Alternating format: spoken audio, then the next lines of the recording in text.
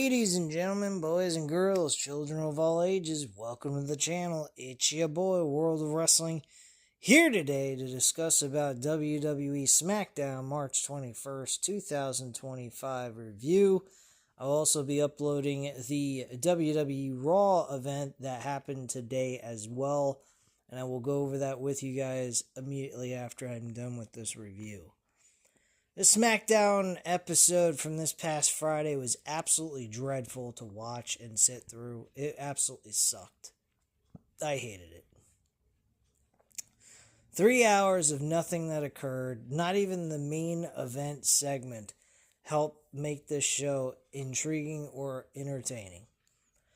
You had CM Punk, Roman Reigns, and Seth Rollins, three of the biggest names in your promotion, going ahead and trying to convince us that these three men should face each other at WrestleMania. Now, CM Punk versus Seth Rollins makes sense. Roman Reigns versus Seth Rollins makes sense.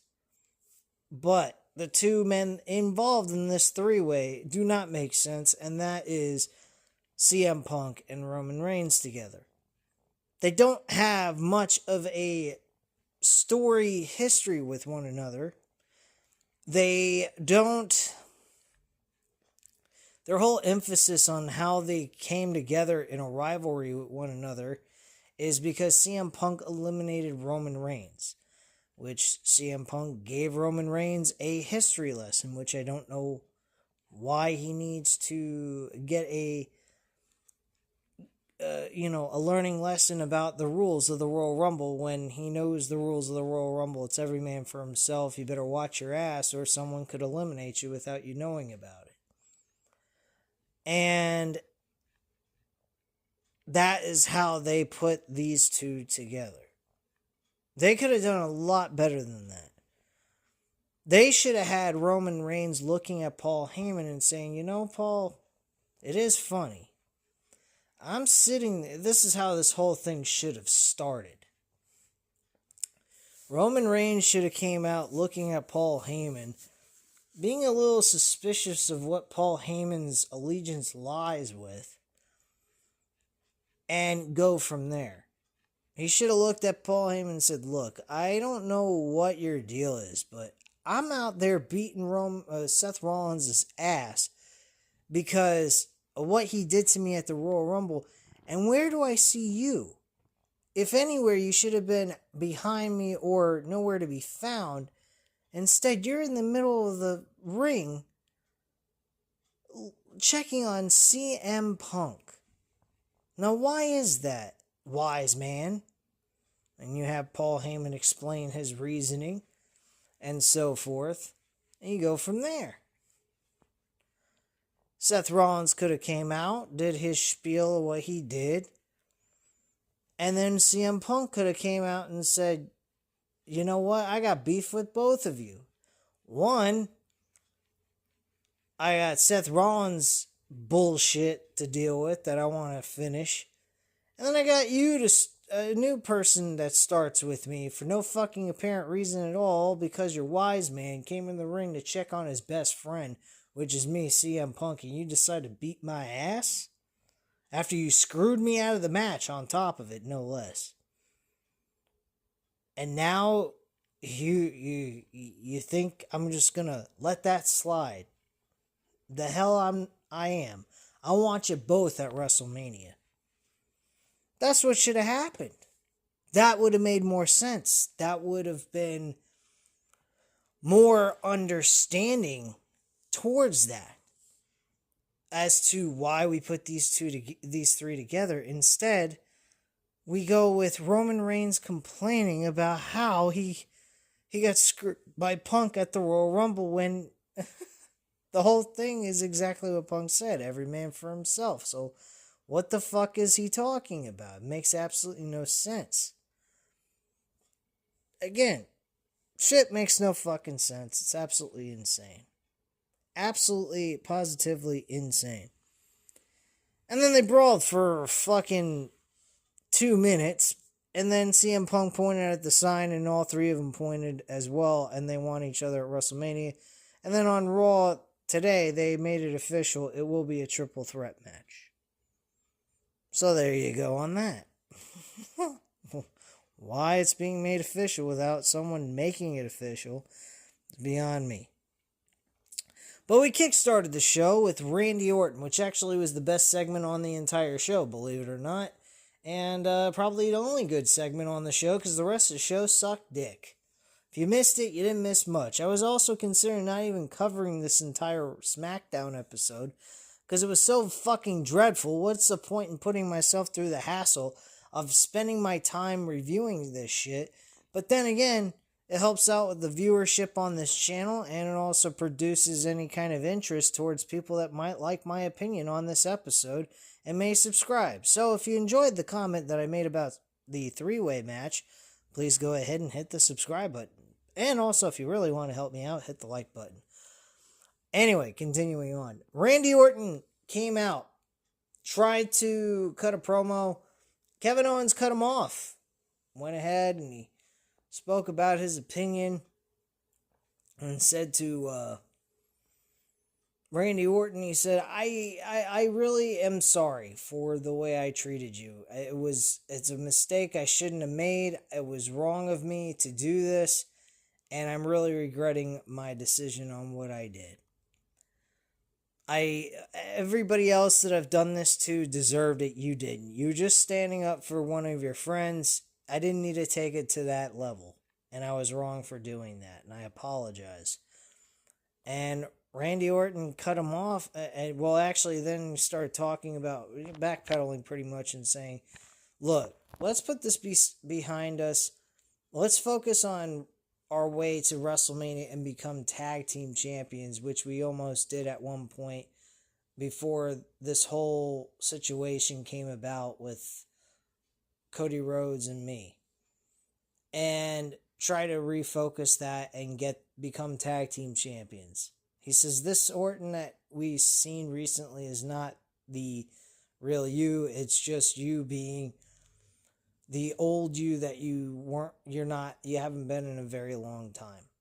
Randy Orton tells him to take his weak-hearted apology and shove it straight up his ass. And that he's glad he dropped them on his head because now he hears voices in his head and they understand where he's coming from. And now the whole premise of this storyline is Randy Orton punt kicking Kevin Owens' head clean off his fucking shoulders. That is the whole basis of this storyline. Pretty much it. Straightforward in your face, makes sense, but I mean the whole idea of him getting that punt kick is necessary the way they're making it, and I think it's kind of crazy, but then again it makes sense too because he really wants to knock his fucking hell. Sorry. Been a long day at work. But yeah. It looks like we're going to have Randy Orton win this match. Kevin Owens is going to take another L outside of beating Sami Zayn. And I think that kind of sucks. But then again, you also got to look at it the other point of view. That Randy Orton got his head smashed into the mat. And now he deserves to have some revenge going into Mania to end his story with Kevin Owens. I think it makes perfect sense. So, let's move on with the rest of this shit show.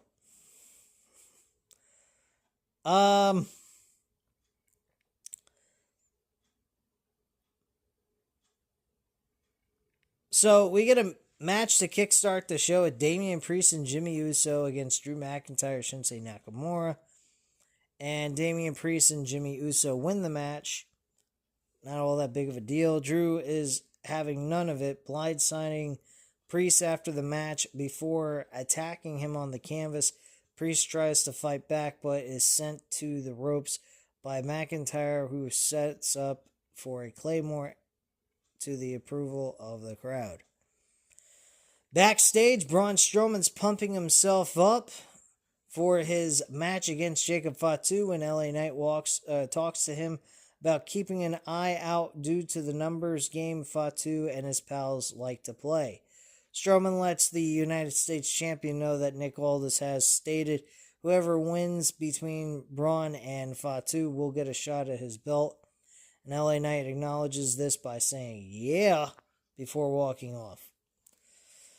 We get a look back at the brawl between Tiffany Stratton and Charlotte Flair last week, with both women getting ready for a split-screen interview up next. This was absolutely fucking full of shit.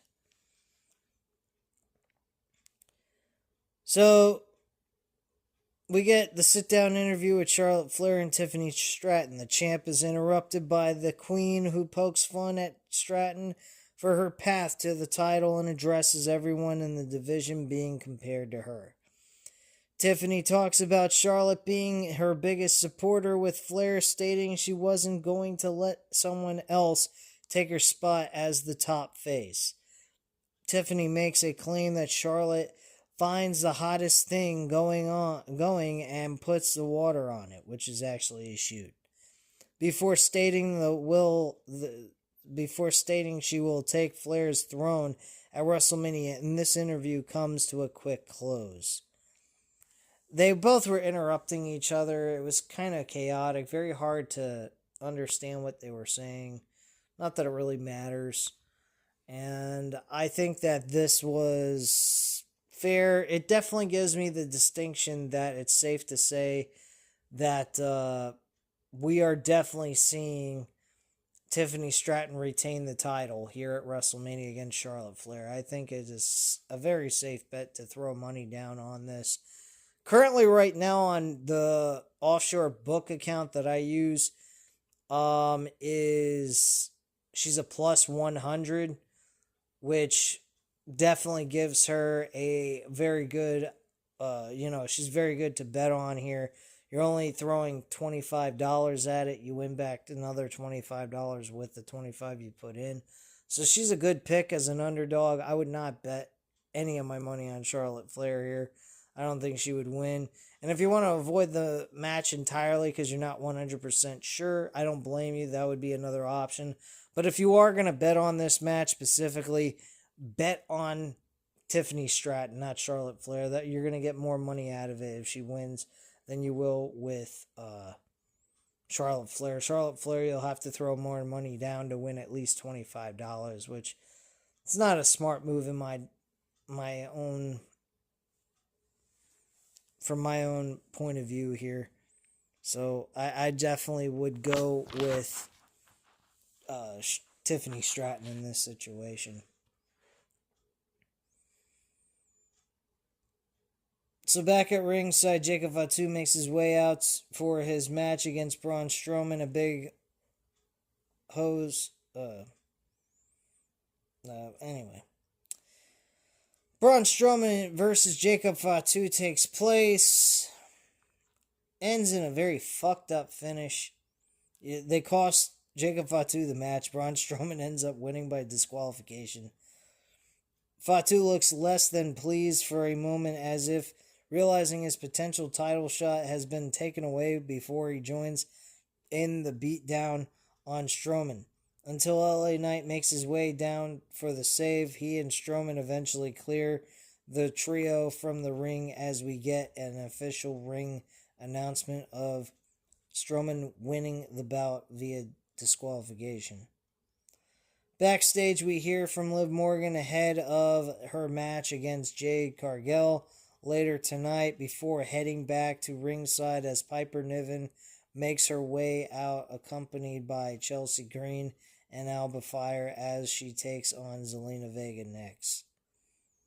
This match, folks, was fucking terrible. Back before the match happened, though, Jacob Fatu went ape-stick backstage, was angry, throwing stuff around, and definitely angry at what went down, as he tells Solo that his business is no one's but his own, before storming off. I don't know how to put this, but it is safe to say that the bloodline is dead. Once Roman Reigns was no longer the head of the table of the bloodline, that was it.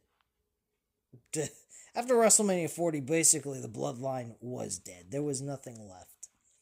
They basically, slowly but surely, beat them to a bloody pulp with the wins and loss record. that they mean absolutely nothing now at this point in time. Nobody gives a fuck. This is bloody fucking awful. And I think it's absolutely terrible shit. But who's counting, right? Or who cares? Next, we had Zelina Vega versus Piper Niven. This was a shit match and a very long one at that. Why it was, I have no fucking clue. Zelina Vega is sitting there having a 15-minute match with Piper Niven when we know damn well Piper Niven or Zelina Vega is not going to do a fucking thing. Like, can we please get real with ourselves here? This is fucking ridiculous. I mean, utterly ridiculous. So yeah, Piper Niven wins the match. Crowd goes almost deathly quiet once again as the Secret Service and Women's U.S. Champion celebrate Piper's victory. We get a look at the situation growing between Cody Rhodes and John Cena before going to the break. Great. Back from the break, commentary addresses the big summer tour of Europe, including a Raw and Smackdown in the bunch, before we get a look back at Cena's promo from Raw this past Monday, along with the response of Cody Rhodes. We are reminded the WWE Championship is on the line between them, as well as Randy Orton taking on Kevin Owens at WrestleMania. Backstage, Jade Cargill promises to take down Liv Morgan tonight before looking ahead to Naomi for what she did. Great. So, Jade Cargill versus Liv Morgan. Jade Cargill ends up losing this match to Liv Morgan. Liv Morgan gets the W thanks to the help of Naomi. Naomi is then... Jade Cargill tries to get revenge, tries to attack Naomi. Naomi ends up beating the shit out of Jade Cargill and getting revenge on Jade Cargill in the end, after the 2 weeks in a row of being beaten up. Naomi actually was wearing an interesting attire. She was actually wearing a black attire with yellow tape wrapped around her body on this attire that says caution, like you would use for a murder scene. I absolutely love it. I think it was a great way of kind of like just using the attire as a representation of what's going on in this story. Thought it was perfect. Good stuff. That's one positive thing I can take away from this. Fucking weird, right?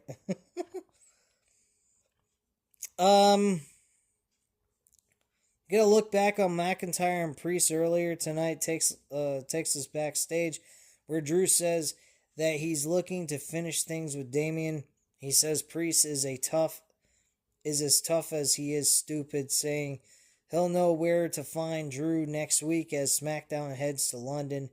As he walks away, McIntyre stares down the arriving Seth Rollins as he heads toward the venue. Rollins, Roman Reigns, and CM Punk are still set to be under the one roof, as we are promised to hear from the Street Profits next after winning the WWE Tag Team titles. We look back at the Street Profits winning the Tag Team titles. They go over all that. They get in the ring. Street Profits are interrupted by another "You deserve it" chant as he says them holding the titles made it all worth it. Ford says he came to realize over the past 4 years that he can always believe in his brother, and the two hug it out until Legado del Fantasma make their way out.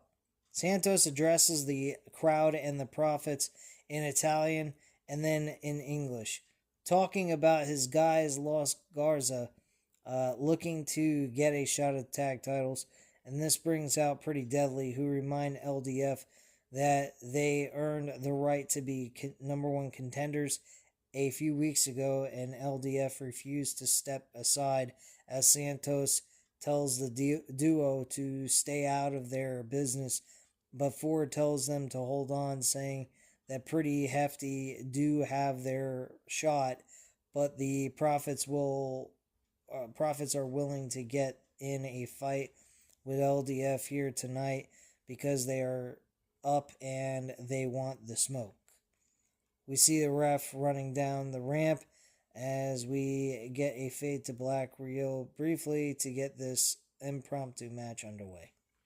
Street Profits end up beating Los Garza, obviously, in a non-title match. Dawkins and Ford celebrate to a big pop from the crowd. We cut to the parking lot. We see Paul Heyman step out. He tells whoever is in the van with to hold on, taking in the pop from the crowd as we go to the break. Great stuff, right? Sure. Triple H is inducted in the Hall of Fame. Backstage, Pretty Deadly are confronted by DIY as they reveal they face the Street Profits for the titles next week. Ciampa and Gargano make an offer to help Pretty Deadly win the titles next week, and in exchange they get a rematch for the title. But the number one contenders turn them down, walk away as DIY are themselves confronted by the Motor City Machine Guns, and who welcomes DIY to the back of the line. We get a shot of London before commentary runs down the matches for next week. Yada, yada, yada. And then we get straight into the Roman Reigns, Seth Rollins, and CM Punk segment after all that. This show sucked. Just reading this bores the shit out of me. Let alone watching it bores me to just read it. This sucked. 100%. I watched this on Sunday night. I had nothing to do going on with my weekend.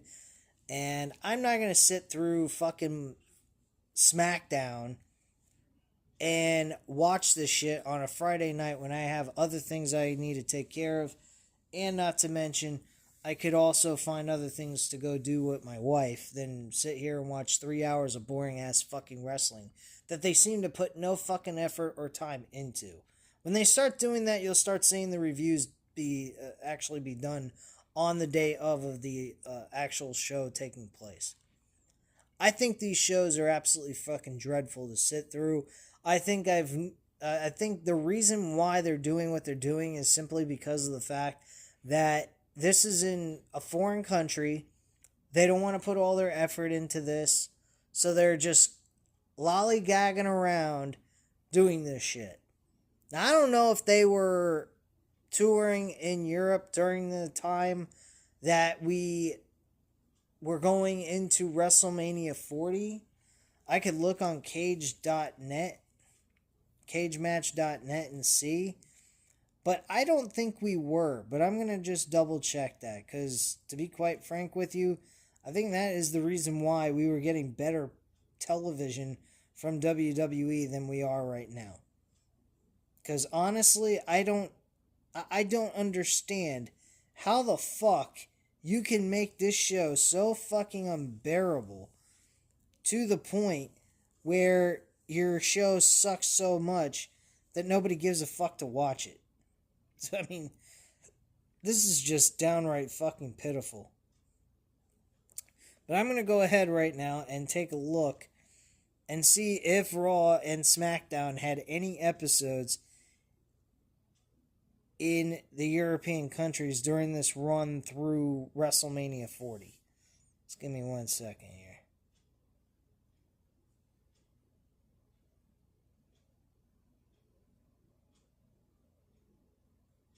Because I'll be quite frank with you. If that's the case, and this is the way WWE does business in these foreign countries, I got one idea for them. Don't fucking go. Don't fucking go to these damn countries. If you're going to put that much lackluster effort in your show, don't fucking do it. Like, literally, don't do it. It's a waste of everybody's time.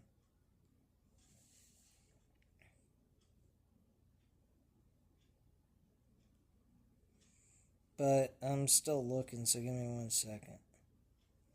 Apologize.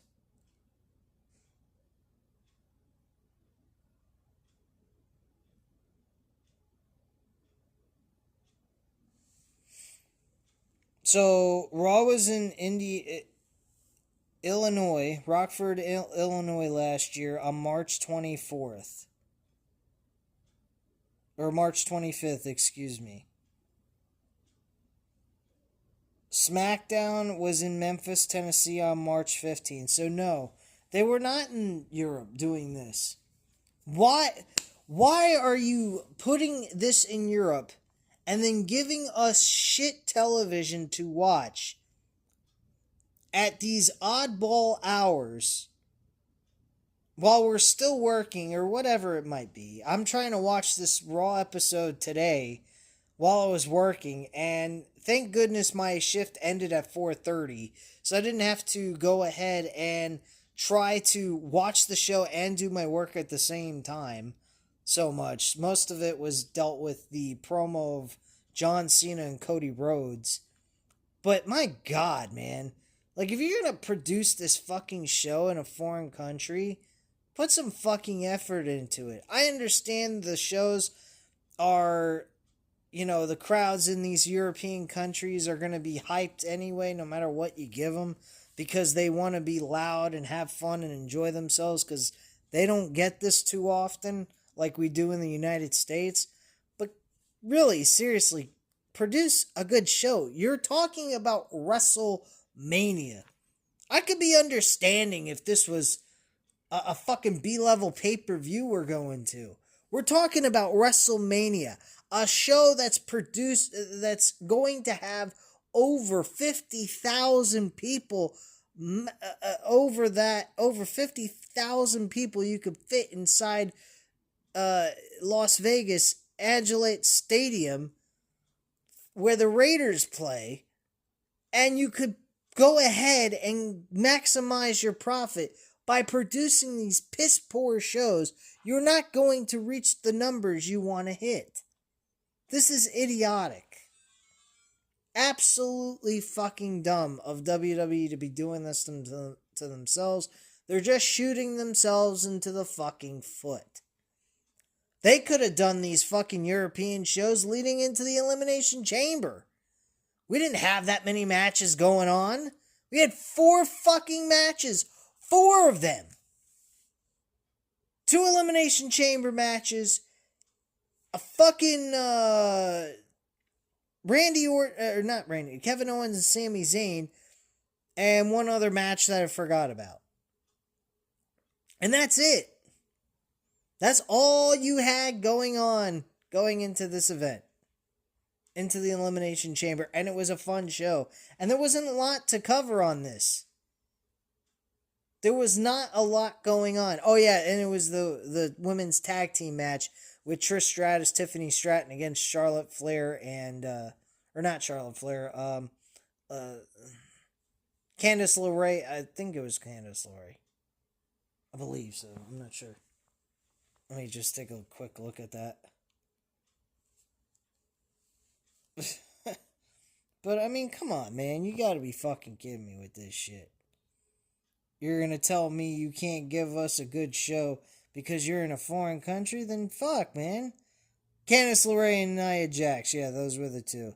Against Tiffany Stratton, Trish Stratus. 4 fucking matches. That's all you had on that show. You're telling me that you couldn't just give us good hyped up storylines going into the Elimination Chamber with those few matches. The rest of it you could have fucking did a cakewalk through in the European countries, and then when we got done with the Elimination Chamber, we could have went right back to our programs the way we're supposed to and put some fucking extra effort into it. No, we got to do it after Elimination Chamber and give us a piss poor effort going into a few weeks left of WrestleMania build. Makes perfect sense to me. If you're on drugs, that's how that would work. But hey, that's just me, guys. Anyway, at this time, you know what to do. Hit the like button if you like this video, and hit the subscribe button if you're not already subscribed to the channel, and leave a comment down below, and I'll definitely get back to you on that. I thank you guys very much for watching. Have a great night, guys. Bye.